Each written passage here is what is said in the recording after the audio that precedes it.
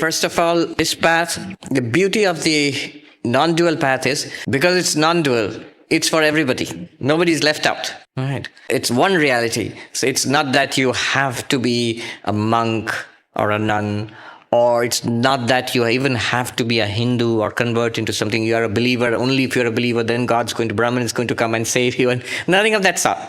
Whether you believe or you do not believe, even if you do not accept this philosophy, this teaching says, it insists that you are Brahman. This monk I met in the Himalayas, he would say in Hindi, "Tum mano ya na mano, tum jano ya na jano, tum hi Ram." Whether you accept it or you do not accept it, whether you know it or you don't know it, knowing and being, whether you know it or you don't know it, but you are Rama. You are that. You are one with God, or you are God. All right. Now, how do I deal? So it's this is for me. Anybody can practice it. If Krishna teaches it to Arjuna, I think that's the reason he taught it to Arjuna in the battlefield. That's the worst kind of human endeavor one can have, a war. In the midst of that, if you can practice spirituality, then we can all be spiritual. Our lives are not as complicated as being in the midst of a war. Now, a specific question is dealing with all sorts of negative thoughts which come up, feelings, thoughts, reactions. And that's true of everybody. If you're a monk in a monastery or you're a person out there in the world, in samsara, for everybody, negative thoughts, this battle goes on.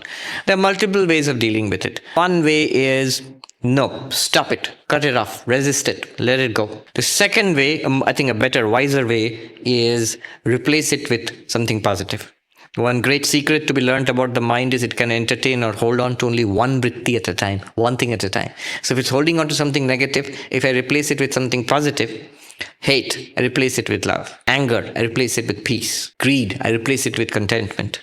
Just make an effort, just one effort that let me think of satisfaction now, not greed. Now, because the mind can hold on to only one thing at a time, the mind has no choice. If you hold on to this one, then it has to let go of the other one. But he says, that doesn't work, Swami. It'll come back again. Yes, then you keep taking the decision from moment to moment. When do you decide to replace a negative thought with a positive thought? When? All the time. Make a decision now. Next moment, make another decision. And the next moment, you make another decision.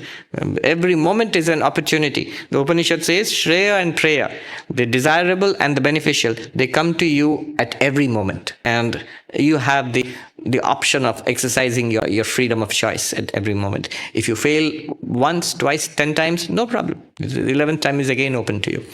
So this is the second way of dealing with negativity. So replace it with a positive thought. There's a third way, which is to intensify the negativities. Hatred, desire, passion, greed, intensify it. Sri Ramakrishna says, turn it towards God. These are powerful energies. Why will you waste them? Why will you want to cut it off or even replace them? Intensify it, but direct it to God. You want to be angry with God? Why haven't I become enlightened yet? Why is my knowing not being yet? I want to be greedy for God. Somebody called Sri Ramakrishna, he was a glutton for God. So be greedy for God, and so on. So these are the ways. If you know Buddhism, you notice I just gave you the 3 principles. The Theravada principle, the Mahayana principle, and the Tantric way, the Vajrayana principle. Theravada principle is a very monastic principle.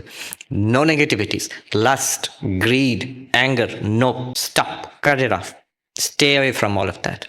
That's the monastic way. Cut it off. The Mahayana path, where at one time large numbers of lay people also became Buddhist, and so you can't cut it off. You can't physically stay away from the world. You have to have money and relationships and families and hold jobs and yes, even fight wars. Then you can't cut it off. So you have to replace it with something positive.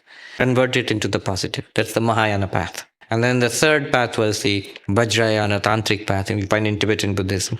Even the negativities can be channeled towards your goal. Every negative means worldly, earthly emotions which tie us to samsara. All of them the same ones can free us. And Sri Ramakrishna gives his seal of approval on that method also. He says, turn it towards God.